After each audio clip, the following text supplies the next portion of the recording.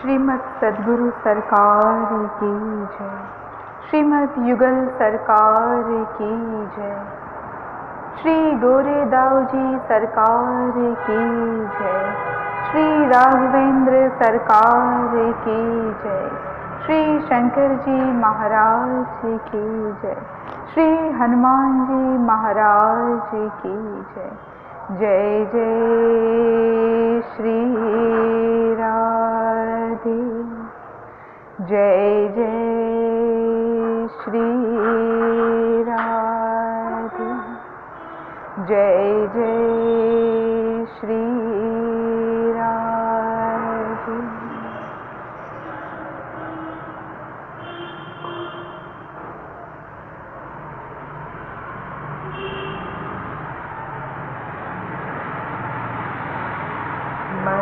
प्रिया राधिका प्रिया मधवो राधिका धव तस्मादपि गरीया कृपाल में जगद्गुरु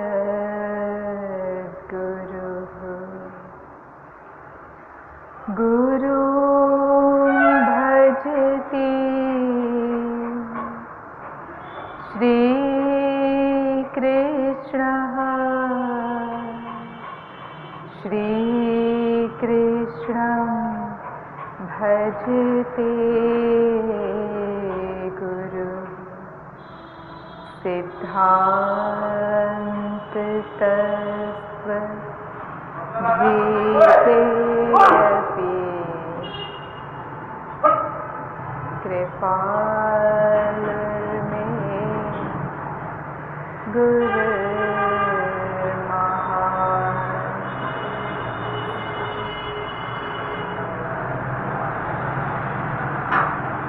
सच्चिदानंद रूपाय विश्वोत्पत्त्यादि हेतवे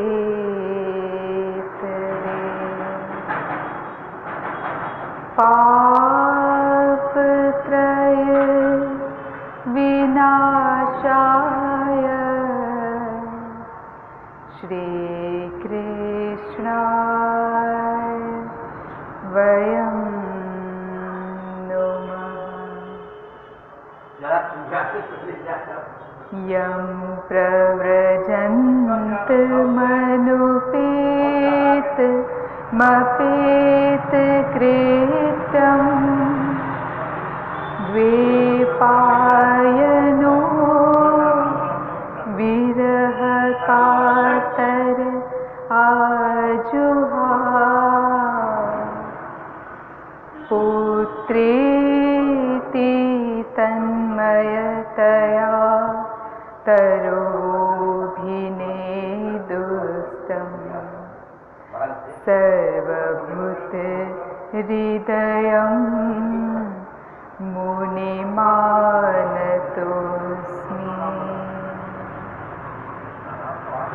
चेतो दर्पण मार्जनं भवमाहा दावाग्निर्वापणं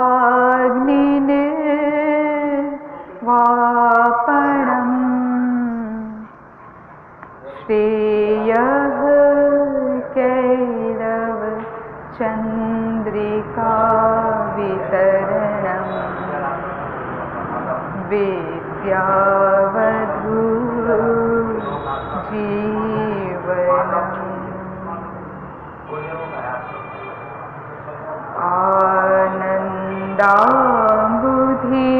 आनन्दाम्बुधिवर्धनं प्रतिपदम्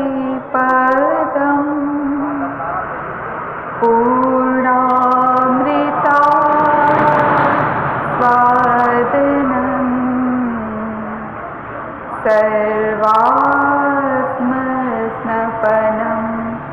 द्वारं विजयते श्रीकृष्ण संकीर्तनम्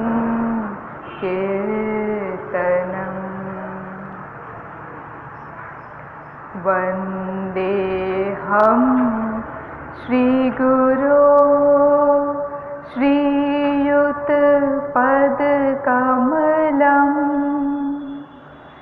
श्रीगुरुन् वैष्णवांश्च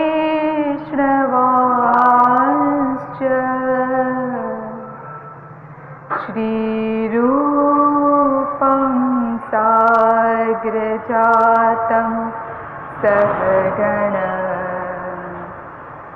रघुनाथान्वितं संजीवनम् साद्वैतं सावधूतं परिजनसहितं श्रीकृष्ण चैतन्य देवं श्रीराधा कृष्ण पादान् सहगण ललिता श्रीविशाखान्विताश्च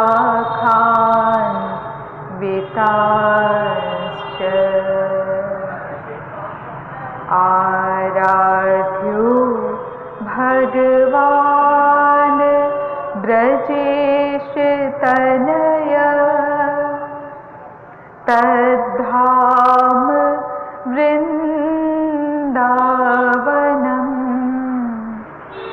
रम्या काचिदुपासना व्रजवधू वरहेणया कल्पिता शास्त्रं भागवत पुराण ममलम् प्रेमापुमर्थो महान् श्रीचैतन्य महाप्रभुर्मतमिदं तत्रादरो नः पर।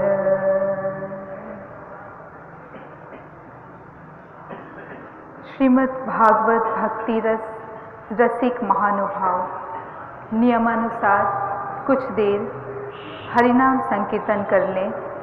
तत्पश्चात श्रीमद् भागवत भक्ति रस रहस्य को समझने का कुछ प्रयास करेंगे।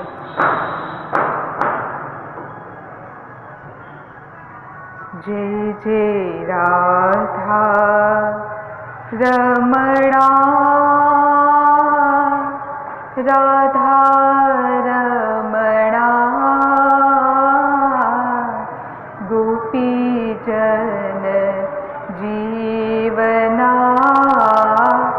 राधा रमणा जय जय राधा रमणा राधा रमणा गोपीजन जीवना राधा रमणा जय जय तेरो प्राण धना राधा रमणा जय जय तेरो प्राण धना राधा रमणा जय जय सोई प्रिय अपना राधा रमणा जय जय सोई प्रिय अपना राधा रमणा जय जय सोई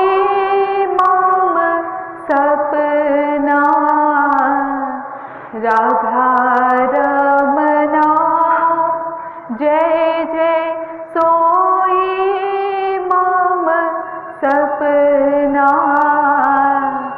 राधा रमना जय जय राधा रमना। राधा रमना गोपी जन जीवना। राधा रमना जय जय नंद नंदना। नंद नंदना त्रिभुवन वंदना। नंद नंदना जय जय जान मान रंजना। नंद नंदना जय जय जान मान रंजना। नंद नंदना जय जय भाव भय भंजना। नंद नंदना जय जय भाव भय भंजना। नंद नंदना जय जय कृपालु और चंदना। नंद नंदना जय जय प्रिया और चंदना। नंद नंदना जय जय नंद नंदना। नंद नंदना त्रिभुवन वंदना। नंद नंदना जय जय राधा रमना। राधा रमना गोपी जन जीवना। राधा रमना। श्रीमद् सद्गुरु सरकार की जय। श्रीमद् युगल सरकार की जय। श्रीमद् भागवत महापुराण की जय।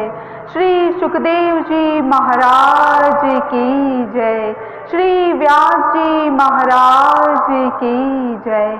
जय जय श्री राधे। जय जय श्री राधे। जय जय श्री राधे। अब आप लोग समाहित चित्त हो जाइए। तो कल हम लोगों ने सुना था कि श्री नारद जी कलयुग के स्वरूप का वर्णन कर रहे थे और उसी वर्णन में हम लोगों ने ये समझने का प्रयास किया कि संसार का वास्तविक स्वरूप क्या है। अगर हम संसार का वास्तविक स्वरूप समझ लें और अपनी बुद्धि में भी बिठा लें तो हमको हमेशा ये ज्ञात रहेगा कि संसार में कहीं न सुख है ना कहीं दुख है। जो सुख और दुख है वो हमारा माना गया सुख या दुख है।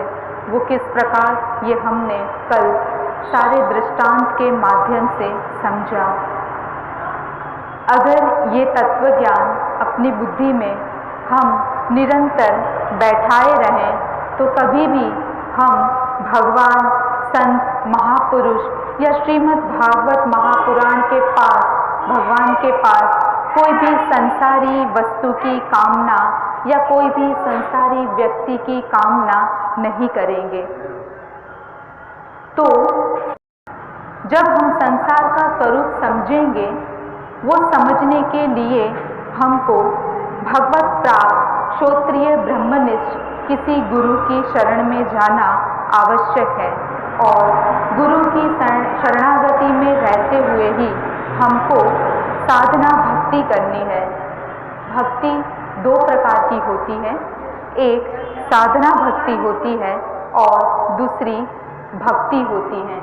जो पूर्ण भक्ति है, जैसे नारद जी की भक्ति, गोपियों की भक्ति, वो भक्ति जो है वो सिद्धा भक्ति है। जब हम साधना करते करते अपने गुरु की शरण में रहते हुए भक्ति को पा लेते हैं, अपने अंतःकरण को शुद्ध कर लेते हैं, तब हमको वो सिद्धा भक्ति प्राप्त हो जाती है। इसका विस्तृत वर्णन जो है वो हम आगे के अध्याय में जरूर करेंगे।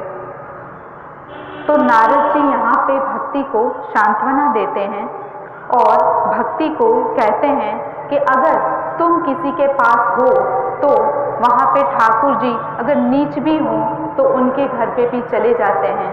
तो ठाकुर जी कहते भी हैं, अगर भक्ति युक्त चांडाल भी हो तो वो मेरा परम प्रिय है, ऐसा प्रिय है कि ऐसी प्रिय मुझे लक्ष्मी भी नहीं है।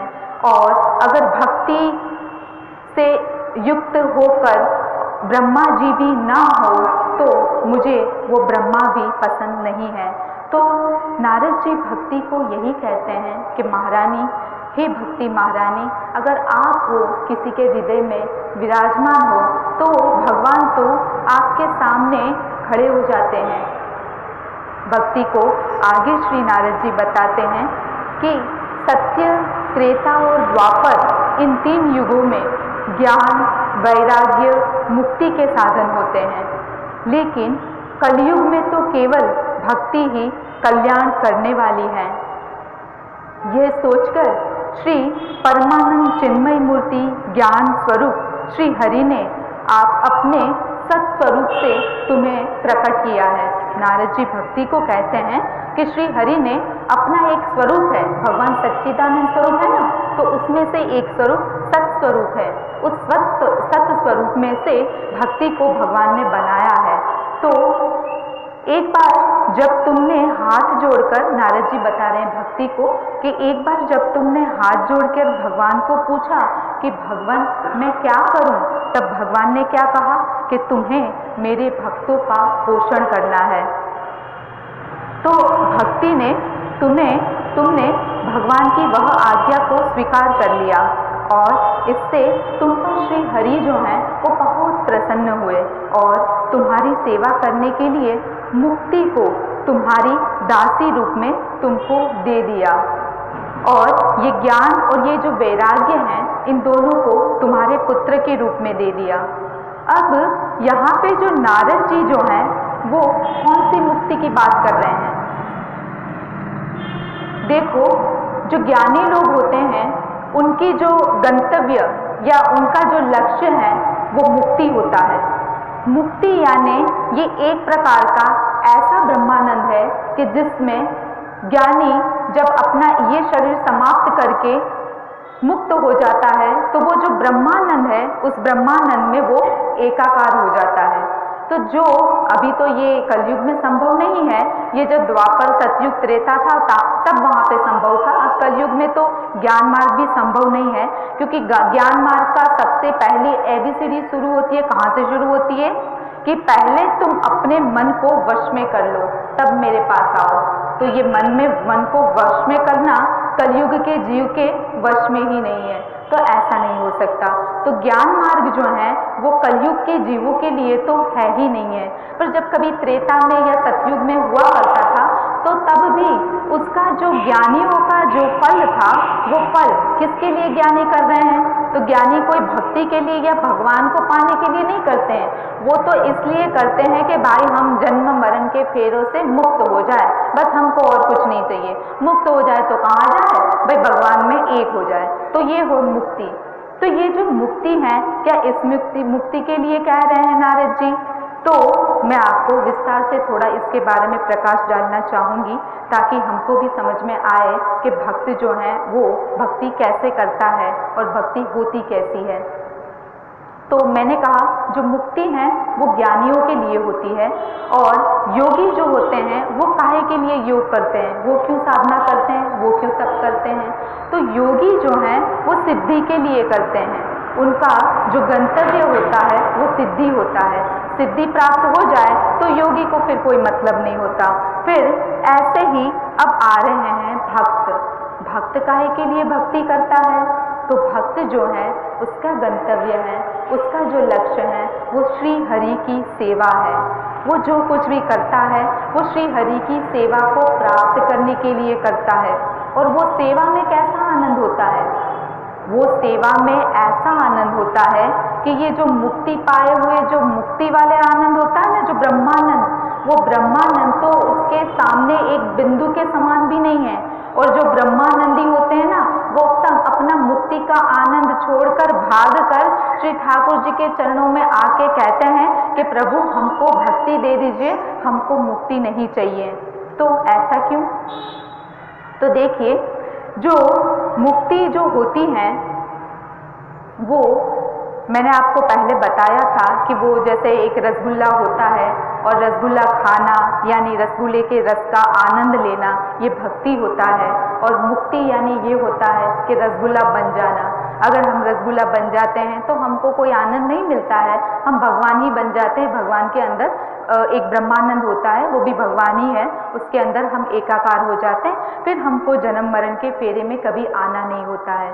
पर ये कौन से मुक्त के लिए कहा गया है? यहाँ पे कई जगह पे ये में इसमें भी है। ये जो परमहंस जो हैं वो सुखदेव जी परमहंस, वो भी ज्ञानी है, वो भी मुक्ति के मार्ग वाले हैं। फिर ये यहाँ पे उद्धव जी की बात कर रहे हैं, उद्धव जी भी ज्ञानी है, वो भी मुक्ति के मार्ग वाले हैं। फिर उनको प्रेमा भक्ति की ओर क्यों बढ़ाया गया? तो उनको कैसे, जब वो मुक्त हो गए थे तो उनको प्रेमा भक्ति कैसे मिल गई, उनको भक्ति कैसे मिल गई? ये हमारे को प्रश्न हो सकता है। तो इसका कारण ये है कि जब ज्ञानी ज्ञान के द्वारा इस जन्म में अपनी मुक्ति को प्राप्त कर लेता है, तो ऐसा होता है कि कोई किसी भी प्रकार के मार्ग पे कोई भी जीव है वो पहले ही जन्म से शुरू करता हो, ऐसा नहीं होता। जब से भगवान है तब से हम हैं। जीव और भगवान दोनों अनादि हैं, माया ये भी अनादि है। जीव, ब्रह्म, और ये माया तीनों के तीनों अनादि अनंत है। उनका ना तो कभी शुरुआत है ना तो कभी अंत है, ये हमेशा थे और हमेशा रहेंगे। तो हमारे जो जन्म है वो बहुत जन्म हो चुके हैं, अनंत जन्म हो चुके हैं। ऐसे ही भगवान के अवतार भी अनंत हो चुके हैं, और ऐसे ही ये माया है वो अनंत जन्मों से चली आ रही है। तो कोई भी एक जीव है, तो अगर ये जन्म उसका देखा जाए तो ये एक ही जन्म नहीं होता, उसके पहले अनंत कितने जन्म बीत चुके होते हैं। तो वो उसी मार्ग पे चलते चलते धीरे धीरे किसी एक जन्म में उसका वो जो लक्ष्य है वो पूर्ण करता है। तो जिस जन्म में वो अपने लक्ष्य को पूर्ण करता है, उस जन्म के बाद दूसरा जो जन्म है वो जन्म उसका नहीं होता है, वो अपने लक्ष्य को प्राप्त करता है।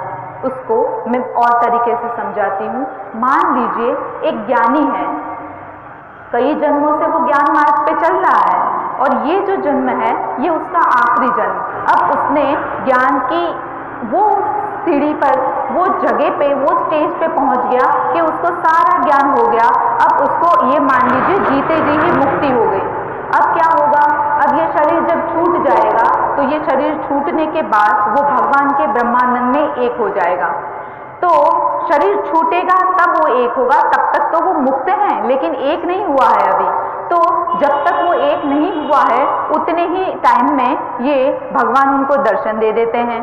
कभी ठाकुर जी आ गए सुखदेव जी परमहंस जी के पास, तो कभी रामचंद्र के रूप में और भगवान के अवतार आ जाते हैं। तो ठाकुर जी तो बहुत दयालु है ना, वो तो जानता है कि मेरा भक्त तो नहीं पता उसको कि ये ब्रह्मानंद है, वो भक्ति के आनंद के सामने तुच्छ है, पूरा मतलब एक रज के समान भी नहीं है, और ये बेचारा अपना मुक्ति के लिए जा रहा है। तो भगवान किसी ना किसी माध्यम से ज्ञान दिलवा देते हैं। जैसे कि सुखदेव जी हैं, सुखदेव जी को व्यास जी महाराज के द्वारा दिलवा दिया, और यहाँ पे हमारे उनके अपने सखा जो उद्धव जी हैं वो भी ज्ञान मार्गी हैं, तो उनको भी ये गोपियों के द्वारा प्रेम दान या भक्ति दान करवा दिया। तो ठाकुर जी ऐसा करते हैं, तो ऐसा करने से वो जो मुक्त हैं वो भी अपनी मुक्ति का आनंद को छोड़ देंगे, और वो कहाँ पे आ जाएंगे, वो सीधा भक्ति के आनंद में आ जाएंगे। तो हमारे श्री महाराज जी जो हैं वो अपने जो सरल दोहावली उन्होंने बनाई हुई है, तो उसमें महाराज जी लिखते हैं, कर्मी ज्ञानी योगी आदि गोविंद राधे, चाहते हैं सब आत्म हित ही बता दे। महाराज जी कहते हैं कि जो कर्मी हैं, जो ज्ञानी हैं और जो ये सिद्ध लोग हैं, वो किसके लिए करते हैं, वो कोई भगवान के लिए नहीं करते हैं, वो अपनी आत्मा के लिए कर रहे हैं, अपने लिए कर रहे हैं। तो उनका जो प्यार है, उनका जो करना है वो कैसा हुआ, वो स्वार्थी हुआ। आत्महित के लिए करना है तो वो स्वार्थी है, लेकिन भगवान का कैसा है, सच्चा कृष्ण भक्त तो गोविंद राधे, चाहे एकमात्र कृष्ण हित ही बता दे। जो सच्चा कृष्ण भक्त है, जो भक्ति चाहता है, वो केवल और केवल श्री ठाकुर जी का ही सुख चाहता है, ठाकुर जी का ही हित चाहता है। श्री चैतन्य महाप्रभु जी भी कहते हैं कि जो भक्ति अगर कोई कर रहा है और भक्ति में कोई कामना ले रहा है, और या तो ये मुक्ति की ही कामना लेता है, तो उसके लिए श्री चैतन्य महाप्रभु जी क्या कहते हैं, कामेर तात्पर्य निज संभोग केवल, कृष्ण सुख तात्पर्य प्रेम तो प्रबल। चैतन्य महाप्रभु जी कहते हैं कि अगर तुमने अपनी कामना रखी तो वो तो क्या हो गया, जैसे कि अपना भोग तुमने किया, और अगर तुमने श्री कृष्ण की कामना रखी तो वो क्या हो गया, वो तो प्रेम हो गया। अर्थात अपने सुख की इच्छा या कामना रखना ये अंधकार के समान हो गया, और ठाकुर जी के सुख के लिए करना, ठाकुर जी के हित के लिए करना, ये सूर्य के समान, प्रकाश के समान हो गया। तो जैसे जहाँ अंधकार है वहाँ प्रकाश नहीं हो सकता, जहाँ प्रकाश है वहाँ पे अंधकार नहीं हो सकता, तो वैसे ही जहाँ पे प्रेम है वहाँ पे कामना नहीं हो सकती, और जहाँ पे कामना है वहाँ पे प्रेम नहीं हो सकता। और हम क्या करते हैं, हम तो भगवान के पास केवल केवल केवल कामना ही लेके जाते हैं, भगवान हमारा ये हो जाए, भगवान हमारा वो हो जाए। तो अगर हमको सब हो ही जाना है तो फिर भगवान कहते हैं तो तुम होते रहो, फिर मेरे से मतलब मत रखो। तो भक्ति का जो रास्ता है, ये श्रीमद् भागवत महापुराण है, वो तो परम निष्काम मार्ग है भक्ति का, और यहाँ से हमको कोई चीज़ नहीं मिलेगी, और जो मिलेगी वो ऐसे मिलेगी कि हम हमेशा के लिए, जन्मों जन्म के लिए कृतकृत्य हो जाएंगे, हमको कभी मांगना शेष ही नहीं रह जाएगा। पर लेकिन सही तत्व ज्ञान देने वाला हो। तो यहाँ पे और आगे क्या होता है, ये गोपियाँ जो हैं वो क्या होता है कि वो जो कुछ भी करती हैं वो केवल और केवल ठाकुर जी के लिए करती हैं। हम अगर उनको देखेंगे तो हमको ये लगेगा कि ये गोपियाँ कितनी सज सवर के और पता नहीं कितना वो करके फिर ठाकुर जी से मिलने जाया करती थी और ऐसे सब हुआ करता था। तो देखिए ये जो सजना सवरना भी जो वो करती थी वो भी केवल ठाकुर जी के सुख के लिए करती थी, वो अपने सुख के लिए नहीं करती थी। देखिए एक छोटा सा मैं आपको एक दृष्टांत दूंगी। एक बार एक गोपी जो है वो बढ़िया से अपना श्रृंगार करके और ठाकुर जी के पास जाती हैं और ये सोचती हैं कि भाई ये जब मैंने इतना किया है तो ठाकुर जी उसको देखें और ठाकुर जी खुश हो जाएं। तो ये सोच के वो ठाकुर जी के पास जाती हैं। तो ठाकुर जी जो हैं वो अपना आराम कर रहे होते हैं, आंख बंद करके अपना विश्राम अवस्था में होते हैं। तो गोपी जो हैं वो वहाँ पे जाके देखती हैं कि ठाकुर जी आराम कर रहे हैं, पर लेकिन अब मैंने तो ये सजा सवरा अपना जो कुछ किया वो भी तो ठाकुर जी के लिए किया, तो कम से कम एक बार देख तो लेते। अगर देखते तो उनको खुशी भी हो जाती। तो वो उसने कुछ किया तो नहीं, ठाकुर जी जो सो रहे थे उनको डिस्टर्बेंस, उनको खलेल नहीं पहुंचाई कैसी भी, लेकिन उसके हाथ में कमल था, तो कमल की जो पराग होती हैं, पराग जो पराग समझते होंगे आप, तो पराग जो है उसको थोड़ा सा ऐसे उठा के निकाल के और ठाकुर जी की आंखों पे ऐसे बुरकने लगे, डालने लगी, तो कि जिससे कि ठाकुर जी को कोई कष्ट भी ना हो और ठाकुर जी की आंख खुल जाए और मुझे देख ले। उतनी ही देर में किशोरी जी आ गई। किशोरी जी ने देखा ये क्या हो रहा है, ये गोपी ठाकुर जी विश्राम कर रहे हैं और वो उनको डिस्टर्ब करे जा रही हैं, उनको उनकी नींद में विघ्न कर रही हैं। वो गई। देखो, जो हम लोग भक्ति मार्गी होते हैं ना, वो हमको किसी ना किसी गोपी या किसी ना किसी एक संबंध से ठाकुर जी से प्यार करना बहुत आवश्यक होता है। तो वो मैं आपको आगे के प्रकरण में बताऊंगी कि भक्ति जो है वो 5 भाव से हुआ करती है। वो कौन कौन से भाव और कैसे कैसे हैं ये हम विस्तार से समझेंगे। अभी तो फिलहाल हमको थोड़ा सा दृष्टांत लेके समझना है। तो उसमें ये है कि गोपी जो है उनकी जो टीचर यानी उनकी जो शिक्षिका जो है वो कौन है, वो राधा रानी है।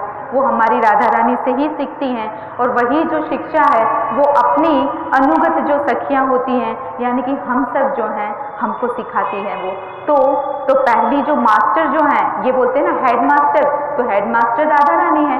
तो राधा रानी ने देखा कि ये तो कुछ गड़बड़ कर रही है। राधा रानी उनके पास जाती हैं और गोपी को प्यार से कहती हैं, अरे सखी क्या कर रही हो तुम। तो सखी जो है वो गोपी जो कह रही थी, प्रणाम करके वो किशोरी जी को कहती है, लाली जी कुछ नहीं, मैं तो अपनी सेवा कर रही थी और सेवा यानी मेरे को ठाकुर जी को प्रसन्न करना था, इसलिए मैं ठाकुर जी को प्रसन्न करने की वो अपनी चेष्टा कर रही थी। तो किशोरी जी ने कहा, ओहो ये तो प्रसन्न करने की चेष्टा नहीं कर रही है, ये तो तुम उनके सुख में विघ्न करने की विघ्न करने की तो चेष्टा कर रही है। ये तो तेरी जो निष्काम भक्ति है उसमें कलंक हो गया, फिर ये तेरी सकाम भक्ति हो गई। तो जो गोपी हैं वो समझ जाती हैं कि हाँ ये तो मैंने गलत कर दिया, मुझे जो है वो अगर ठाकुर जी के सुख के लिए ही करना है तो ठाकुर जी अपनी मर्जी से जब जगे और मुझे देखे तब सुखी हो तो बात अलग है। ये तो मैं अपने सुख के लिए कि मुझे अच्छा लग रहा है और ठाकुर जी जग जाए और मुझे देख ले, तो ये तो मेरे सुख की भावना हो गई। तो देखिए बहुत सूक्ष्म और ये बहुत ही गहरी बात है जो हम लोग अभी नहीं समझ सकते हैं, लेकिन जैसे जैसे हम साधना करते करते आगे बढ़ते जाएंगे, हमारे गुरु हमारे हरि श्री स्वामिनी जो स्वयं हमारे हृदय पे वो प्रकाश करती जाएंगी, हम खुद भी ये स्थिति को समझ पाएंगे। अभी वो हमारी कक्षा नहीं है, हम वो स्थिति को समझ पाए।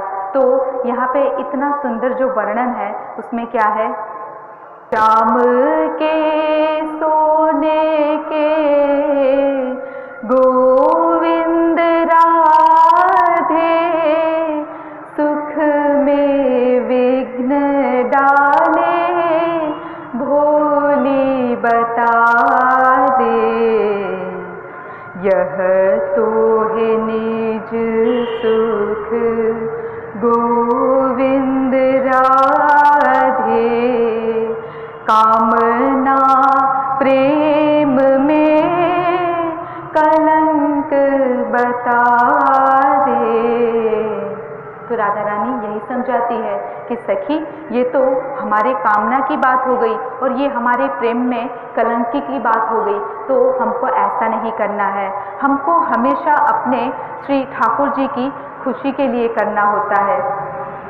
तो अगर हमको प्रेम देखना हो तो कहाँ जाए, तो श्री महाराज जी कहते हैं, प्रेम देखना जो चाहो चलो ब्रज धामा, श्याम सुख माने निज सुख ब्रज भामा। महाराज जी कहते हैं अगर हमको ऐसा प्यार देखना है तो चलिए ब्रजधाम चलिए और वहाँ पे देखिए कि ये जो सखियां होती है वो श्यामा श्याम के सुख के लिए ही निरंतर प्रयत्नरत रहती हैं। और श्यामा श्याम पूछे कहा, चाहो ब्रज बामा, दो मुस्काते रहो, दो मुस्काते रहो, चाहो आठ यामा। श्यामा श्याम सखियों से पूछते हैं कि सखियों तुम क्या चाहती हो? तो सखियां क्या चाहती हैं? सखियां ये कहती है कि हे लालजू, हे लाडलीजू, हम आपसे कुछ नहीं चाहती हैं, हम आपसे केवल ये चाहती हैं कि आप हमेशा दोनों मुस्कुराते रहो। इतना ऊंचा दिव्य प्यार है ये श्यामा श्याम और गोपियों का, ये हमको समझना मेरे ख्याल से तो ये बहुत ही कठिन है। हम अभी नहीं समझ सकते क्योंकि अभी हम लोगों की जो हमारा अंतःकरण है वो बहुत ही मलिन है। हमको तो अभी संसारी प्यार ही समझ में नहीं आता, जो माइक प्यार है यही समझ में नहीं आता।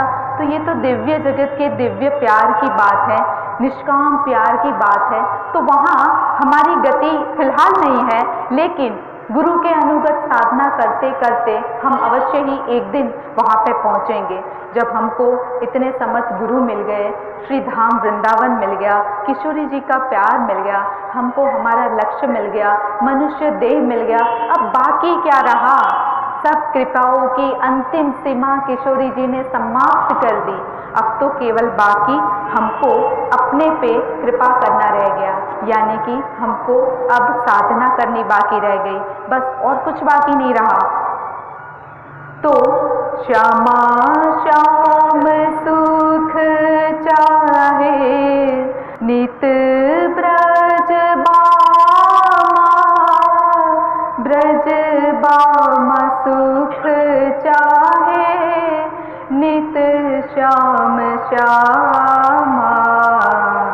आपको लगता होगा कि ये ब्रज भाव, ये सखी भाव और ये सब लोग जो पागल बने डोलते हैं यहाँ पे, ये करते क्या है? तो वो लोग यही करते हैं, उन लोगों का एक ही काम है। सखियाँ जो हैं वो हमेशा 24 घंटे आत्मयाम सेवा करती रहती हैं। क्या करती रहती है कि मेरे युगल सरकार कैसे खुश हो जाए। 24 घंटे उनका एक ही काम है कि श्यामा श्याम को कैसे सुख मिले। और श्यामा श्याम क्या करते हैं? श्यामा श्याम को ये पता है कि हमको प्रसन्न देखकर गोपियां जो हैं, जो हमारी सखियां हैं, उनको खुशी मिलती है। तो श्यामा श्याम भी हमेशा उनको प्रसन्न करने के लिए नित नई नई लीलाएं दिखाते रहते हैं। तो ये दोनों चीज जो है वो निरंतर चलती रहती है। अरे ये लोग तो दिव्य हैं, इनकी बात छोड़ो। जो साधक होते हैं ना, साधक को भी रूप ध्यान में ये सारी झांकियां दिखने लगती हैं। आपने कई बड़े बड़े महापुरुषों को सुना होगा कि वो जब अपने सदैव इस वृंदावन धाम में रह रहे थे तो उन्होंने पहले वो लीला देखी है, वो लीला देख के फिर उन्होंने अपने ग्रंथों की रचना की है। तो ये तो बहुत ऊंची बात है। और हम लोग जो वृंदावन में रह रहे हैं, हमको उसी रास्ते चलने के लिए हम यहाँ पे हैं। तो वो स्टेप वाइज होता है, सीढ़ी दर सीढ़ी चलना होता है, धीरे धीरे सब हो जाएगा। लेकिन हमको एक तो अपने गुरु के वाक्यों पर विश्वास रखना है, अपनी भक्ति में हमेशा अनन्यता रखनी है और अपने इष्ट में भी हमेशा अनन्यता रखनी है। ये तीन बात रखते हुए अपने साधन, अपने इष्ट, अपने गुरु, इसमें सब में अनन्यता रखते हुए अगर हम निरंतर भक्ति का प्रयास करते रहेंगे तो हम जरूर इसी जन्म में हम वो दिव्य वृंदावन की, वो दिव्य चिन्मय लीलाओं का दर्शन करेंगे ही। तो ये जो गोपियाँ और ये जो श्याम सुंदर है और जो राधा रानी है, उनका प्यार होता है, वो कैसा प्यार होता है? उस प्यार को बोलते हैं तत्सुख सुखित्व वाला प्यार, यानी कि एक दूसरे के सुख के कामना वाला प्यार, तत्सुख सुखित्वम की भावना वाला प्यार। और हम लोगों को भी भक्ति जो करनी है, वो ऐसे ही निष्काम प्यार से करनी है। हमको अपने कोई भी सुख को बीच में नहीं लाना है। अरे यहाँ तक कि अपनी आत्मा के सुख को भी नहीं लाना है। भाई हमको मुक्ति भी नहीं चाहिए, हमको केवल हमारे श्यामा श्याम, हमारे श्री लाडली जू और हमारे श्याम सुंदर सरकार की केवल सेवा और कोई कामना नहीं लानी है यहाँ पे। तो बहुत ही बढ़िया एक संकीर्तन है, छोटा सा हम गाते हैं। हमारे मन भाई गए श्यामा श्याम, हमारे मन भाई गए श्यामा श्याम, हमारो जीवन दो श्यामा श्याम, हमारो जीवन दो श्यामा श्याम, हमारे मन भाई गए श्यामा श्याम, हमारे मन भाई गए श्यामा श्याम, हमारो प्राणन प्रिय श्यामा श्याम, हमारो प्राणन प्रिय श्यामा श्याम, हमारे मन भाई गए श्यामा श्याम, हमारे मन भाई गए श्यामा श्याम, हमारी गति मति रति श्यामा श्याम, हमारी गति मति रति श्यामा श्याम, हमारे मन भाई गए श्यामा श्याम, हमारे मन भाई गए श्यामा श्याम, हमारो सर्वस दो श्यामा श्याम, हमारो सर्वस दो श्यामा श्याम, हमारे मन भाई गए श्यामा श्याम, हमारे मन भाई गए श्यामा श्याम, न भूलो मन पल छिन श्यामा श्याम, न भूलो मन पल छिन श्यामा श्याम, हमारे मन भाई गए श्यामा श्याम, हमारे मन भाई गए श्यामा श्याम, अकिंचन के धन श्यामा श्याम, अकिंचन के धन श्यामा श्याम, हमारे मन भाई गए श्यामा श्याम, हमारे मन भाई गए श्यामा श्याम, हो तू ही निर्बल बल श्यामा श्याम, तू ही निर्बल बल श्यामा श्याम, हमारे मन भाई गए श्यामा श्याम, हमारे मन भाई गए श्यामा श्याम, प्रेम तव मांगो श्यामा श्याम, प्रेम तव मांगो श्यामा श्याम, हमारे मन भाई गए श्यामा श्याम, हमारे मन भाई गए श्यामा श्याम, पिला दो टुक ब्रज रस श्यामा श्याम, पिला दो टुक ब्रज रस श्यामा श्याम, हमारे मन भाई गए श्यामा श्याम, हमारे मन भाई गए श्यामा श्याम, कृपालु बिनु कारण श्यामा श्याम, कृपालु बिनु कारण श्यामा श्याम, हमारे मन भाई गए श्यामा श्याम, हमारे मन भाई गए श्यामा श्याम, हमारे मन भाई गए श्यामा श्याम।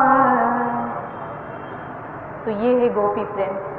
गोपियाँ जो हैं वो ठाकुर जी किशोरी जी के पास रहते हुए भी, नित्य हमेशा उनके दर्शन करते हुए भी, फिर भी हमेशा यही मांगती रहती हैं कि ठाकुर जी, हे किशोरी जी, हे श्यामा जी, हमको केवल आप सदा मुस्कुराते रहो, बस दिखते रहो और आपका प्रेमदान देते रहो।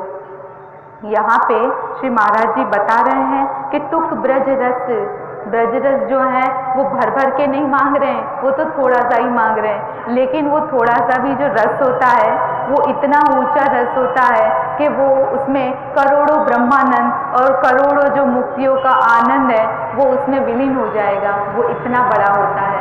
तो यहाँ पे ये जो गोपियों का प्रेम है वो प्रेम जो है वो तो अद्वितीय प्रेम है, और भक्तियों में तो भक्ति में सबसे श्रेष्ठ जो हैं वो तो नारद जी जो हैं वो भक्ति के आचार्य हैं, उन्होंने तो गोपियों को ही, गोपी प्रेम को ही सबसे श्रेष्ठ माना है। और हम यहाँ पे श्रीमद् भागवत महापुराण में आप देख लीजिए या तो ये ब्रज में आप देख लीजिए, जो भक्ति होती है वो वही गोपी प्रेम पाने के लिए ही भक्ति होती है।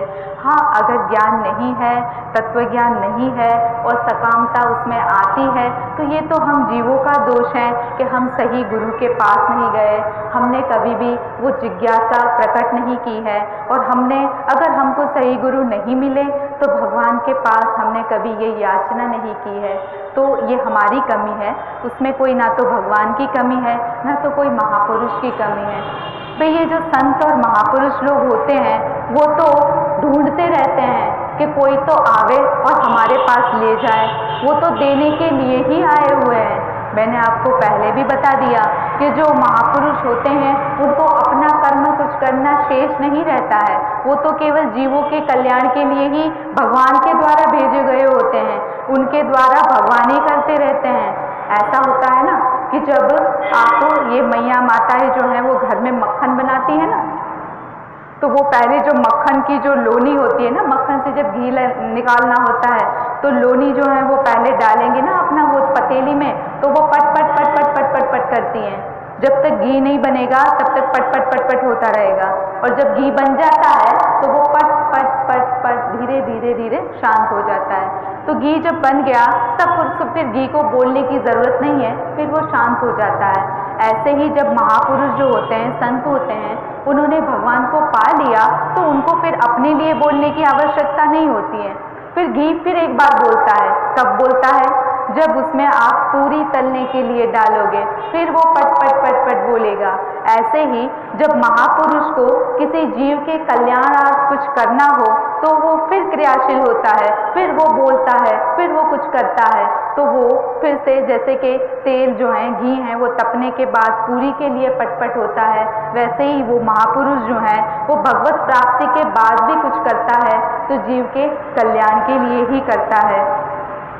तो यहाँ पे जो कह रहे हैं नारद जी कि मुक्ति को श्री ठाकुर जी ने भक्ति देवी जी आपकी सेवा के लिए, आपकी दास्ता के लिए छोड़ रखा था, पर लेकिन ये जो मुक्ति है इसके लिए जो चैतन्य ये जो श्री रूप गोस्वामी जी हैं वो क्या कहते हैं? भुक्ति मुक्ति स्पृहा यावत् पिशाचिहृदि वर्तते तावत् भक्ति सुख स्यात्र कथं भ्युदयो भवेत्। ये जो भुक्ति और मुक्ति की जो कामना है ना, वो भुक्ति और मुक्ति की जो कामना है वो पिशाची है, डाकिनी है। भुक्ति यानी कि भोग, भोग तो मैंने आपको बता दिया कि स्वर्ग में हम इंद्र बन के चले जाएंगे तो स्वर्ग लोक पर्यंत जो है भोग जो है वो भोग, या तो ब्रह्मा का भी पद एक बार कोई जीव पा सकता है जो कोई अगर 100 वर्ष तक अपना पुण्य कर्म अर्जित कर ले, तो वो सारे जो हैं भोग जो हैं वो भोगने के बाद खत्म हो जाते हैं। बैलेंस जैसे ही वो पुण्य का खत्म होता है तो फिर से नीचे की योनि में गिरा दिए जाते हैं। तो ये जो श्री रूप गोस्वामी जी कहते हैं, अगर तुमने वो भुक्ति मांग ली, कोई भी भोग मांग लिया या तो मुक्ति मांग ली, तो समझ लो कि तुमने डाकिनी मांग ली। तो पर हमारे महाराज जी क्या कहते हैं पता है? महाराज जी ये कहते हैं कि भाई भुक्ति तो तुम फिर भी एक बार मांग लो, भुक्ति तुम एक बार मांग लोगे तो मांगो तो भोग मिलेगा। भोग यानी कहीं तुम मनुष्य में भी फिर कभी एक बार आ जाओगे, कभी इंद्र बन जाओगे, कभी मनुष्य में भी फिर तुम्हारा जन्म हो जाएगा। और जब तुम मनुष्य बन जाओगे तो फिर शायद हो सकता है कोई साधु संत आ जाए, तुम उनको सुन लो, तुमको उनकी बात जो है वो तुम्हारे भेजे में, तुम्हारी बुद्धि में भी उतर जाए और तुम फिर से साधना के रास्ते पे आगे बढ़ लो। तो हो सकता है कि जो तुमने भुक्ति मांगी थी और तुमको ज्ञान हो गया और फिर से तुमको भक्ति मिल भी जाए। लेकिन जो मुक्ति होती है, ये डाकिनी अगर एक बार लग गई तो फिर वो कभी भी भक्ति नहीं पा पाएगा। तब तो फिर वो भगवान में विलीन हो जाएगा और भगवान में विलीन हो जाने के बाद फिर उसको कभी भी भक्ति का आनंद नहीं मिलेगा। इसलिए महाराज जी तो कहते हैं कि भुक्ति तो फिर भी चल जाएगी, लेकिन मुक्ति तो कभी मत सोचना, स्वप्न में भी नहीं सोचना। ये तो जो है वो डाकिनी है, वो तुमको ले डूबेगी। महाराज जी ने एक छोटा सा कीर्तन और भी बनाया है भुक्ति मुक्ति के लिए। भुक्ति ना दे मुक्ति ना दे बैकुंठ ना दे, भुक्ति ना दे मुक्ति ना दे बैकुंठ ना दे। प्रेम अगाधे राधे प्रेम सुधा दे, प्रेम अगाधे राधे प्रेम सुधा दे। राधा रानी को जो साधक है वो कहता है कि स्वामिनी जी मुझे भुक्ति भी नहीं दीजिए, मुझे मुक्ति भी नहीं मत दीजिए, आप तो प्रेम अगाधे, प्रेम का विशाल समुद्र है, आप तो हमको केवल प्रेम दे दीजिए। भुक्ति ना दे मुक्ति ना दे बैकुंठ ना दे, भुक्ति ना दे मुक्ति ना दे बैकुंठ ना दे। क्षण क्षण हरि गुरु स्मरण करा दे, क्षण क्षण हरि गुरु स्मरण करा दे। हे प्यारी जू, हमको भुक्ति भी नहीं चाहिए, मुक्ति भी नहीं चाहिए, वैकुंठ तो चाहिए ही नहीं, पर लेकिन हमको क्या दे दीजिए, हमारे ऊपर आप अगर प्रसन्न हो तो इतनी कृपा कर दीजिए कि हम एक भी क्षण आपको और गुरु को ना भूले, हमको ये आशीर्वाद दे दीजिए। भुक्ति ना दे मुक्ति ना दे बैकुंठ ना दे, भुक्ति ना दे मुक्ति ना दे बैकुंठ ना दे। नाम गुण गाऊं गाते रूप ध्यान करा दे, नाम गुण गाऊं गाते रूप ध्यान करा दे। वो कहते हैं भुक्ति मुक्ति और वैकुंठ तो मत दे, पर बस अगर फिर से अगर तेरे को मेरे ऊपर दया है और तू मेरे ऊपर प्रसन्न है तो इतना कर दे कि जब जब मैं तेरा नाम रूप गुण लीला गाऊं तो अपनी छवि भी झांकी भी दिखा दे, थोड़ा सा रूप ध्यान भी हमको करवा दे। तो इस प्रकार मुक्ति है वो तो कोई भक्त चाहता ही नहीं है, मुक्ति की तो बात ही नहीं होती है। और ये क्या होता है, भगवान जो है ना वो अगर तुम उनसे मुक्ति या भुक्ति मांग लोगे ना, भगवान बहुत खुशी खुशी दे देगा, ले ले भाई ले ले ले ले ले जाकर मेरी छुट्टी कर दे। क्योंकि अगर हमने भक्ति मांग ली और वो भी निष्काम भक्ति, तो भगवान को बंध के रह जाना पड़ता है, बेचारा पीछे पीछे लटकता रह जाता है। आपने देखा ही होगा कि ब्रज में कैसी कैसी लीला हुई है। तो भगवान के पास अगर मुक्ति अगर भुक्ति मांगो मुक्ति मांगो तो वो तो खुशी खुशी दे देगा, ले ले भाई मेरी हो गई छुट्टी। तो एक बार ऐसे ही हुआ, काकभूषुंडी जब जो है वो अपना ठाकुर जी को प्रसन्न करते हैं और रामचंद्र भगवान जो है वो प्रसन्न हो गए, तो रामचंद्र जी कहते हैं काकभूषुंडी मांगुवर अति प्रसन्न मोहि जान, अणिमादिक सिद्धि अपर निधि मोक्ष सकल सुख खान। वो कहते हैं कि काकभूषुंडी मैं तुम्हारे ऊपर बहुत प्रसन्न हो गया हूँ, तुझे जो चाहिए ले ले, सारी सिद्धियां ले ले। अब सिद्धियां भी जो होती है ना वो 23 प्रकार की सिद्धियां होती हैं, जो मैंने कल आपको गिनवाई वो 8 प्रकार की सिद्धि और 5 और योगियों की सिद्धि होती है और 3 दूसरी भी सिद्धि होती है। ऐसे करके वो सिद्धियां जो होती है वो 23 सिद्धियां होती है। तो ठाकुर जी हैं वो कहते हैं वो सारी सिद्धियां ले ले, तू तुझे भुक्ति चाहिए, तुझे जो भोग चाहिए तू सब ले ले और मेरा पीछा छोड़ ले। लेकिन यहाँ पे जो काकभुचुंडी जी हैं वो भी बहुत ही पक्के गुरु के पक्के चेले हैं, वो भी कोई वहाँ पे मुक्ति नहीं ले रहे हैं और भुक्ति भी नहीं ले रहे हैं। वो तो ठाकुर जी से यही कह रहे हैं कि भाई मुझे ऐसा आशीर्वाद दे देना कि मैं तेरे से कभी कुछ मांगू ही नहीं। तो ये कोई ऐसे वैसे तो बात ही नहीं है।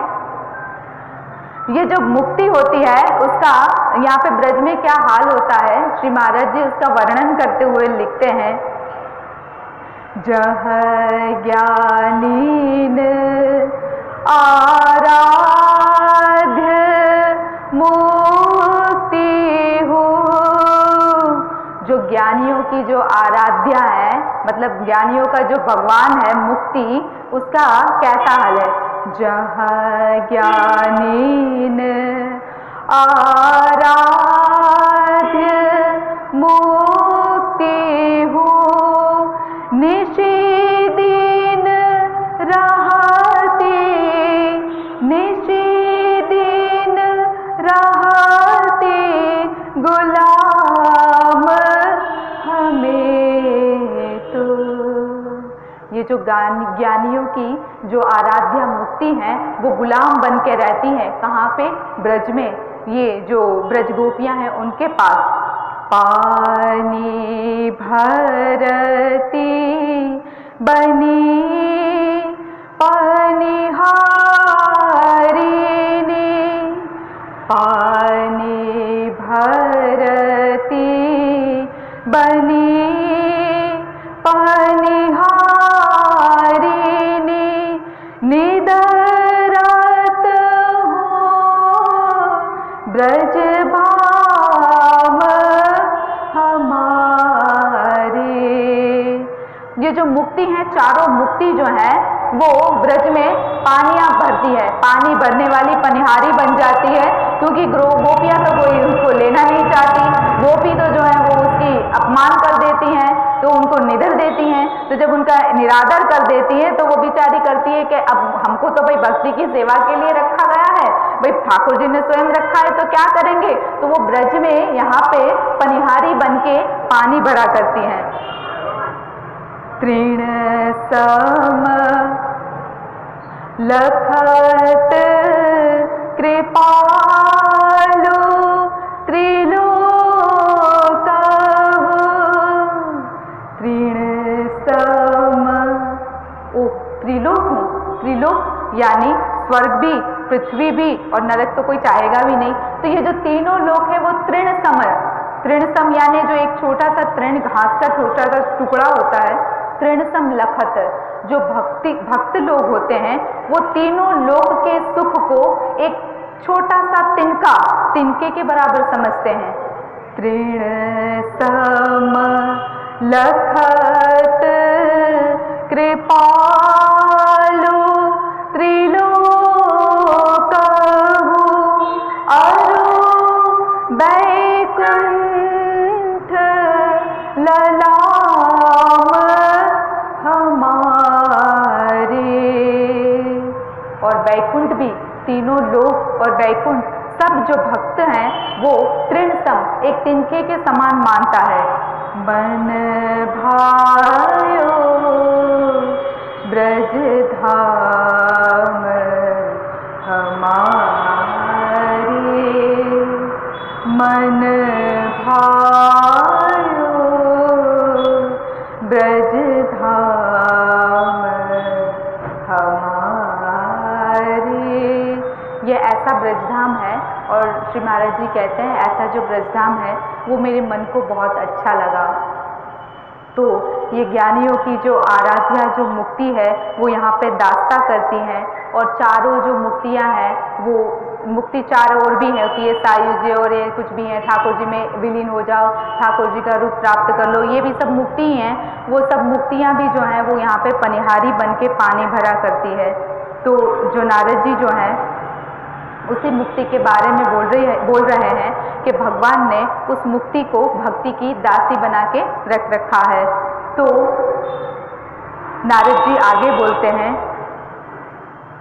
येषां चित्ते वसेद भक्ति ही सर्वदा प्रेम रूपिणी ही, न ते पश्यन्ति किनाशम स्वप्नेप्य मल मूर्तयः, जिनके हृदय में, जिनके हृदय कमल में भक्ति का वास हो, उनको स्वप्न में भी यम के दर्शन नहीं होते हैं। आगे बोलते हैं श्री नारद जी, न प्रेतो न पिशाचो वा राक्षसो व असुरो वा भक्ति युक्त मनस्का नाम स्पर्शेन न प्रभुर भवेत्। जिनके हृदय में भक्ति विराजमान है, वो भक्ति महारानी का जिनके हृदय में वास है, उनको प्रेत, पिशाच, राक्षस या दैत्य आदि स्पर्श करने में भी समर्थ नहीं है। न तपोभिरत वेदैश्च न ज्ञानिनापि कर्मणा हरिरहि साध्यते भक्त्या प्रमाणम तत्र गोपिकाः। तप, वेदाध्ययन, ज्ञान और कर्म आदि किसी भी साधन से भगवान जो हैं वो वश में नहीं होते हैं। भगवान जो हैं वो वश में होते हैं तो केवल भक्ति के माध्यम से, भक्ति के द्वारा ही वश में होते हैं। और इसका प्रमाण जो है, वो सबसे बड़ा प्रमाण जो है वो कौन है? वो गोपियां हैं। धनी धनी तीन ब्रज गोप बधू तीन, जिनको चाकर ब्रह्म सदा। उन गोप वधुओं जो हैं, उन गोपियां जो हैं, उनको धन्य धन्य बोल रहे हैं कि जिनके ठाकुर जी गुलाम, मुक्ति की तो क्या चलाई, ठाकुर जी स्वयं गुलाम हैं, इनके गुलाम बन के रहते हैं। तो वो ब्रजवासियों का प्रेम कैसा होता होगा, तो उसकी एक झांकी हम श्री महाराज जी के एक पद के द्वारा करते हैं, अगर हमारे पास समय है। ऐसो प्रेम बढ़ियो ब्रजवासीन, जामे ब्रह्म रयो भरमाय। ब्रजवासियों का प्रेम इतना बढ़ गया कि जो अनंत कोटि ब्रह्मांड का नायक है जो वो स्वयं ठाकुर जी जो हैं वो अपने आप को ही भूल गए, डूब गए उनके प्रेम में। विप्रन विधिवत यज्ञ करावत, वैदिक मंत्रन ब्रह्म बुलावत, तहन जाय टुक भोग लगावत। ब्राह्मण जो है ना वो विधिवत पहले यज्ञ करते हैं, फिर मंत्र पढ़ के ब्रह्म का आह्वान करते हैं, वो ठाकुर जी को बुलाते हैं, पर वहां पे भूल कर भी नहीं जाता ये कान्हा। जब कान्हा यहाँ पे ब्रज में लीला कर रहा था तो भूल कर भी वहां पे ये जो यज्ञ चलते वहां पे नहीं जाता है, पर कहाँ पे जाता है? पे उन पनिहारीन निदारत हो चोरी चोरी दधि खाए राधे राधे। पर कहाँ जाता है? ये जो पनिहारी हैं, जो पानी भर रही हैं, उनके घर जाके चुपचाप जाके दही और माखन खाता है। वो बेचारे वहां पे यज्ञ में आहुति दे दे के बुलाते, कान्हा आ, कान्हा आ। कान्हा को वहां नहीं जाना है। देव वृंद विरदावली गावत, अगणित गुण गण गाई सुनावत, सो सुनी सपने हूँ नहीं मन भावत। जो देव वृंद है, देवता लोग जो हैं वो उनकी बिरदावली, उनके गुण गाते रहते हैं और वो अगणित गुणगान सुनाते रहते हैं, गा गा के सुनाते रहते हैं। लेकिन वो सुन के भी थोड़ी देर के लिए, ऐसा नहीं कि मैं एक झांकी देने चला जाऊं, वो भी नहीं देते झांकी, पर क्या करते हैं, तै ऊन ब्रज नारीन गारीन सुनी लोट पोट वह जाए राधे राधे। पर ये जो ब्रजवासिनी जो नारियां हैं, उनकी गाली जैसे दारी के और जार ऐसे करके वो जो गालियां देती है, वो सुनकर तो वो विभोर हो जाते हैं, लोटपोट हो जाते हैं।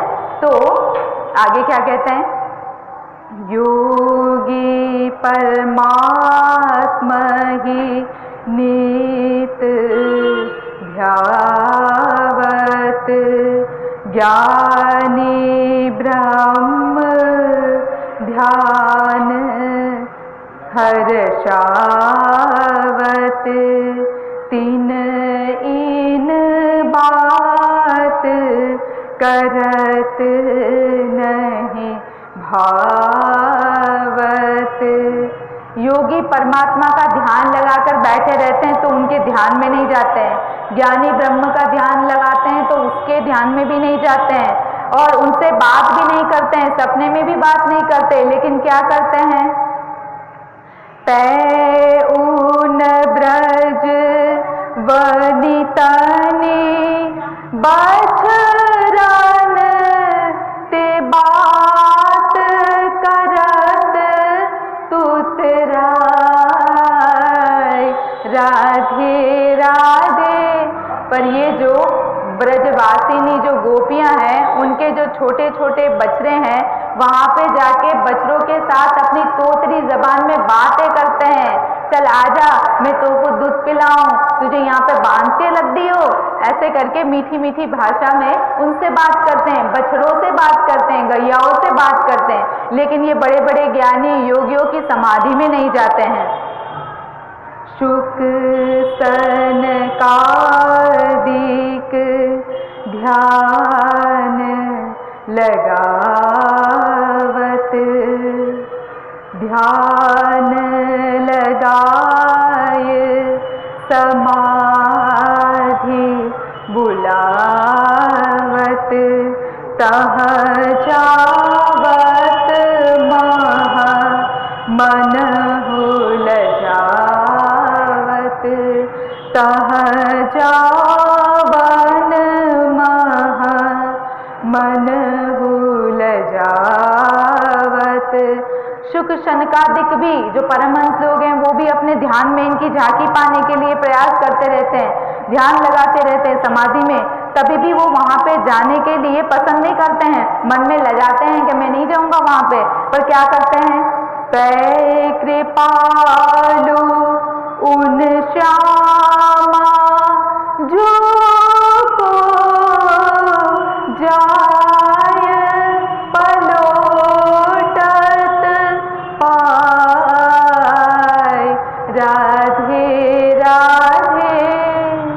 पर क्या करते हैं ठाकुर जी, जब स्वामिनी जी श्री राधे रानी जो है वो मान करके बैठ जाती हैं, तो जैसे कि उनके प्राण चले गए, वो एकदम विरह में आतुर होकर आंसू बहाते हुए ठाकुर जी पैरों में लौटते हैं, मांगत भीख श्यामा जी, श्यामा जू तुम बिनु रहियो न जाए, ऐसे कर करके उनको अपना मनाते रहते हैं, मनुहार करते रहते हैं।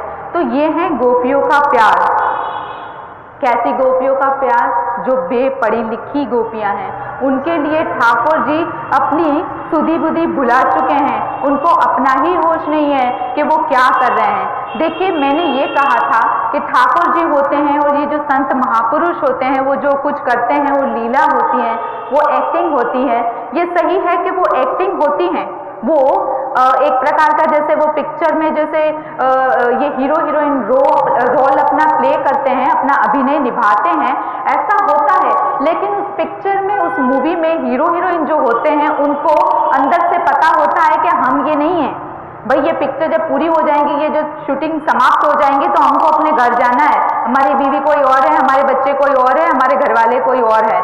तो ये अंदर से समझे रहते हैं। लेकिन जब भगवान और महापुरुष जब ये वो एक्टिंग करने के लिए, वो जब लीला करने के लिए आते हैं तो उनको अपना भान नहीं रहता है। वो माया शक्ति जो होती है, योग माया स्वरूप शक्ति, उससे उनका वो जो ज्ञान होता है वो आवृत रहता है। उनको ये पता नहीं होता है कि मैं भगवान हूँ। वो तो जैसे हम मनुष्य हैं ऐसे ही समझते हैं। ऐसे तो आप देखिए, जब श्री राम जी हैं, जब वो सीता जी का, जब उनको विरह हो गया और सीता जी का हरण हो गया, तो वो इतने विरह व्याकुल हैं कि भाई सामान्य अगर जनता जब कोई किसी की पत्नी खो जाएगी तो वो क्या करेंगे, वो कहीं जाके पेपर में देंगे, कहीं अखबार में छपवाएंगे, कहीं पे वो टीवी वगैरह में न्यूज़पेपर में देंगे, या तो बहुत से बहुत लोगों से पूछ लेंगे कि भैया तुमने मेरी सीता को देखा है। लेकिन राम जी देखिए कैसे विरह में व्याकुल है कि पत्तों पत्तों से पूछ रहे हैं, फूलों से पूछ रहे हैं, झाड़ पान उनसे सबसे पूछ रहे हैं कि तुमने मेरी सीता को देखा। मतलब वो भूल गए अपने आप को, उनको ये नहीं पता कि मैं ब्रह्म हूँ। तो ऐसे ही ठाकुर जी जब भी लीला करते हैं, जब भी इस धाम में लीला करने के लिए आते हैं, तो उनको भी अपने स्वरूप का ज्ञान नहीं होता है। ये कभी कभी ये जो माया जो है ना, स्वरूप माया शक्ति, वो कभी कभी बीच में आके अपना ऐश्वर्य दिखा देती हैं, क्योंकि वो भी उनकी दासी हैं, तो वो भी चाहती हैं कि भाई मेरे ठाकुर जी का कहीं से कोई नुकसान ना हो जाए। तो जब ये देखती हैं कि इनका नुकसान होने वाला है, तो वो ठाकुर जी से आज्ञा भी नहीं लेती और बीच में आके दिख जाती है। जैसे मैया को वो जो अपना श्रीमुख पे आगे आएगा कि वो पूरा विशाल अपना पूरी सृष्टि का दर्शन करवा दिया, तो ऐसा होता है, वो कभी कभार होता है। फिर ठाकुर जी फिर पता चल जाता है ठाकुर जी अरे ये तो गड़बड़ हो गया, मैया जान गई सब, तो ठाकुर जी फिर से योग माया को बुला के सब भुला देते हैं। तो ऐसी एक लीला, छोटी सी बहुत प्यारी सी लीला है। एक बार कान्हा जो है ना, वो 3-4 साल के छोटे से कान्हा अपने ग्वाल बाल के साथ खेलने के लिए जा रहे थे। तो भाई कान्हा जो है, वो कान्हा के लिए तो हर गोपी पागल थी, चाहे छोटी हो, चाहे बड़ी हो, चाहे बूढ़ी हो, या चाहे बिल्कुल भी जवान हो, जो भी हो, सब कान्हा के लिए पागल थी। तो कान्हा को देखते हुए वो जैसे ही वो अपने ग्वाल बाल के, अब 2-3 साल का बच्चा तो किसी का भी होगा, वो मनुकी लगता है, सबको प्यारा ही लगता है। अब ये तो ठाकुर जी हैं, स्वयं ब्रह्म है, उनकी सौंदर्य की तो बात ही क्या। तो जैसे ही सखी ने देखा, वो अपने जो उपले हैं, जो कंडे हैं, उसको इकट्ठा कर रही थी। तो जैसे ही सखी ने देखा कि कान्हा वहां से निकल रहा है, तो सखी ने सोचा कि आज जरूर इसको यहाँ पे बुला लिया जाए, ताकि हमको भी अच्छा लगेगा, हमारा भी मन लगाएगा। तो वो कान्हा को बोलती है, ए कान्हा इसको ही हो। तो कान्हा ने बोला काहे री? तो बोल रहे यही हो। तो बोले ना रो। तो ये जो सखी हैं, सखी कह रही है अरे आ तो जा, ने ये मेरे ये कंडे हैं, उठवाइयो जरा। तो कान्हा बोल रहा है तो तुम वो खा देगी? अब पहले भाई बच्चा है तो उसको तो यही है कि तू देगी क्या, तो मैं आऊंगा। तो सखी जो है वो कहती है देख, एक कंडो उठवाएगो तो मैं तो को 1 लोनी माखन दूंगी। कान्हा खुश हो गया, ओहो 1 कंडा उठवाऊंगा तो 1 लोनी माखन मिल जाएगा, ये तो भाई बढ़िया सौदा हुआ। तो वो अपने सखा को कहता है तुम सब जाओ, हैं मैं आता हूँ, मैं अभी अब ला रहा हूँ। ठीक, वो सखा को भेज दिया, सखा अपना खेलने के लिए चले गए और वो गोपियों के पास आ गया। और गोपी जो है, गोपी कहती है चल अब उठा। तो बोले उठा तो लोगो, पर गिनती कैसे हैगी? तो ये सखी है, सखी ने कहा अरे बहुत आसान है, तू जब 1 कंडा उठाएगा तो 1 टीका तेरे गाल में दूंगा। तो बोले हाँ बिल्कुल सही, आप समझ गए, अब गिनती बराबर हैगी तब तो सखिया ने भी कहा हाँ ठीक है। अब सखियों के कंडे जो होते हैं वो तो बहुत बड़ी एक परात सी होती है, बहुत बड़ी होती है, और उसमें इतना बढ़िया से ये लोग सजा के रखती हैं कि बहुत सारे कंडे, बहुत सारे उपले आ जाते हैं उसमें। तो वो कान्हा को 1-1 कंडा उठवाती रही, 1-1 टीका करती रही, 1-1 कंडा उठवाती रही, जब तक उसकी पूरी की पूरी परात जब भर गई तो कान्हा का पूरा मोड़ा भी भर गया, पूरा चेहरा भर गया, और जितने भी टीके लगाए थे वो सब मिलके एक हो गए। अब जब सारे कंडे समट गए तो कान्हा बोल रहा है लारी दे मेरा माखन। तो सखी कह रही है अरे कान्हा सब गड़बड़ है गयो। तो ये जो कान्हा है वो कह रहा है अरे का है गो? तो बोले सब लीपा पोती हो गई। तो बोले कौन सी लीपा पोती हो गई, अब गिन तो सही कितने मेरे ये टीके है गए। तो सखी कहती है, अरे कान्हा, एक भी टीका ना गिन पा रहा हूँ यहाँ में, तो सब टीका एक हो गए, सब लीपा पोती हो गई। अब कान्हा तो बेचारा निराश हो गया, इतना छोटा सा लाला है, अब बेचारे ने इतनी सारी मेहनत कर दी और अब ये सखी कह रही है कि कोई भी टीका नहीं बचा, तो क्या करेगा। वो बेचारा निराश होके अपनी मुंडी नीचे कर लिया। सखी को उसके ऊपर तरस आ गया, आजा रे कान्हा, मैं तुझे ढेर सारा लोनी माखन खवाऊंगी। और वो अपना कान्हा को लेके माखन खिलाती है। तो ऐसी ऐसी ब्रजलीलाएं हैं कि जिसमें ठाकुर जी भी अपने आप का होश जो है वो ठाकुर जी भी खो चुके हैं और जो सखियां हैं उनको भी पता नहीं। तब तो वो जो आनंद था और वो आनंद की जो बौछारें हुई उसका अनुमान तो कौन लगा सकता है। वो तो शायद हो सकता है हम जब भगवत प्राप्ति कर लेंगे, इसी जन्म में कर लेंगे, तो हम भी वो आनंद एक बार फिर से जरूर उठाएंगे। और तब तक के लिए आज हमारा समय जो है वो समाप्त होता है। हमको एक कीर्तन भी लेना है।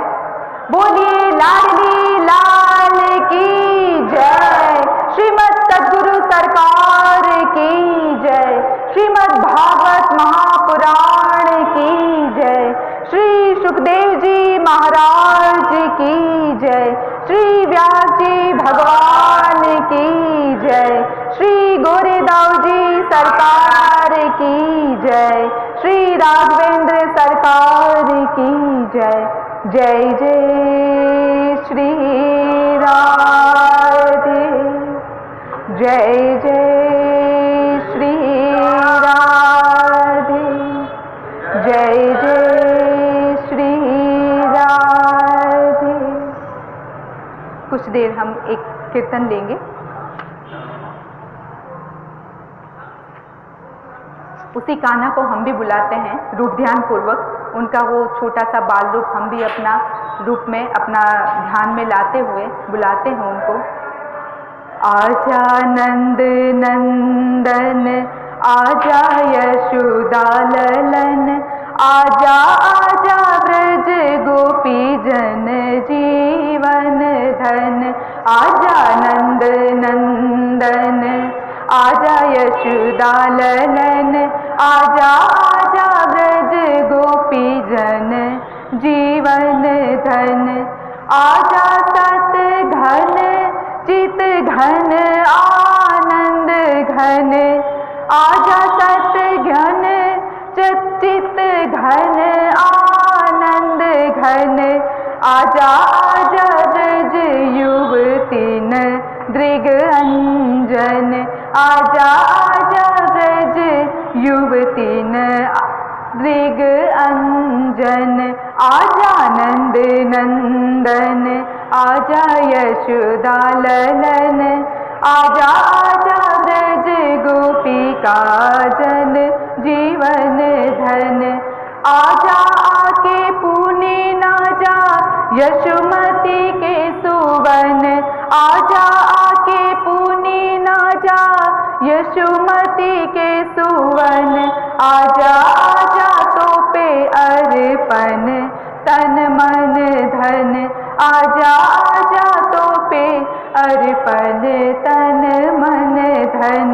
आजा आजा हो आजा आनंद नंदन, आजा यशोदा ललन, आजा आजा ब्रज गोपी जन जीवन धन। आजा तो ही परखत निधिवन मधुवन, आजा तो ही परखत निधिवन मधुवन। आजा आजा निज लीला धाम वृंदावन, आजा आजा निज लीला धाम वृंदावन। आजा आजा हो आजा नंद नंदन, आजा यशोदा ललन, आजा आजा ब्रज गोपी जन जीवन धन। आजा तेरे पद रज चाह ब्रज रज कन, तेरे पद रज चाह ब्रज रज कन। आजा आजा रस बरसा जा गोवर्धन, धन, आजा आजा ब्रज रस बरसा जा गोवर्धन, आजा हो आजा नंद नंदन, आजा गुब्रशुदाललन, आजा आजा ब्रज गोपीजन जीवन धन, आजा अब दारी के ना गारी देगी गोपीजन, आजा ब्रज दारी के ना हो, आजा अब दारी के ना गारी देगी गोपीजन, आजा आजा अब ना बनावे घोड़ा गोपजन, आजा आजा अब ना बनावे घोड़ा गोपजन, आजा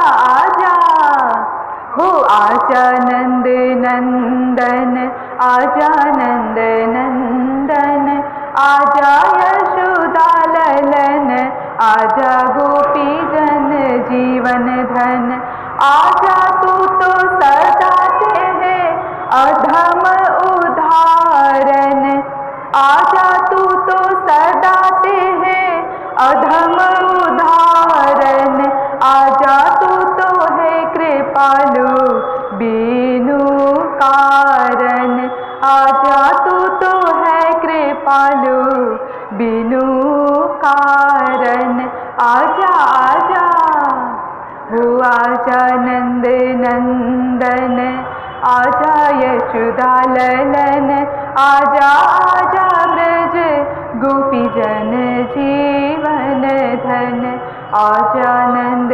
नंदन, आजा यशोदाललन, आजा आजा ब्रज गोपीजन जीवन धन।